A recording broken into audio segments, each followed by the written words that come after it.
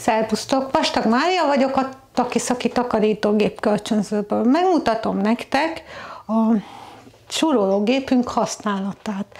Ez egy teljesen automata súrológép, ami azt jelenti, hogy kispricceli a vizet, súrol, és vissza is szívja a vizet. Teljes száradást biztosítva a felületnek. Megmutatom, a vizet hova öntsük bele. Ide öntsük bele a vizet, ebbe a részbe. Ide a tisztítószert. Folyékony gépi tisztítószer való bele, amit a boltomban kapható. Ezt a tartályt akár így le is lehet szedni, és így a csoп alá tudjuk rakni. Ide fog érkezni a tiszta víztartály, ezt lenyomjuk. Ez a koszos víztartály, aminek így leszedhető a teteje, és ki lehet önteni a koszos vizet.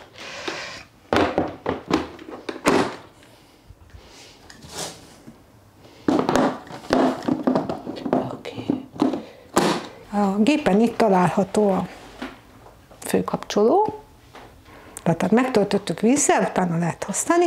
Itt található a főkapcsolót, azt megnyomjuk, akkor fog forogni ez a torban található kefe. Most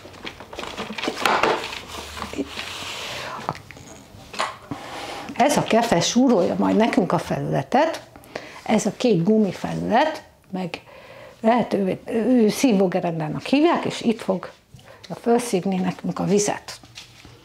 Oké. A géphez többféle kefe használható, attól függően, hogy milyen felülethez használjuk, a színeknek megvan a jelentése, de ha jössz hozzánk kölcsönözni, akkor érdemes szólni előre, hogy milyen felületet szeretnél súrolni, és én előkészítem ennek megfelelően majd neked a gépet. Jó. Tehát van egy főkapcsolónk, amit ha bekapcsolunk, akkor súrolni fog. Ezzel a pedállal tudjuk megoldani, hogy dönthető legyen a gép, és akkor kisebb felületek alá is elfér. Szóval, és ezzel szabályozzuk a víz visszaszívást, hogy visszaszívja a vizet, vagy ha szeretnénk áztatni, akkor ne szívja vissza a vizet. Ezzel a gombbal lehet bekapcsolni a vizet, hogy adagolja a vizet. Ha kikapcsoljuk, akkor a meglévő vízzel súrol a gép, ha bekapcsoljuk, akkor meg spriccel és áztatja a felületet. Ha feltöltöttük a víztartályt, akkor készen áll a gépünk a munkavégzésre, bekapcsoljuk a főkapcsolót, bekapcsoljuk a víztartályt, és így, ilyen mozdulatokkal súrol a gépünk, ami úgy tesz lehetővé, hogy ez a kefe, ez forog.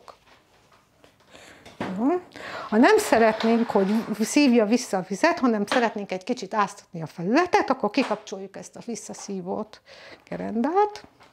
A gépet így meg tudjuk dönteni, hogy a kicsi szűkös helyeken is alá tudjon férni.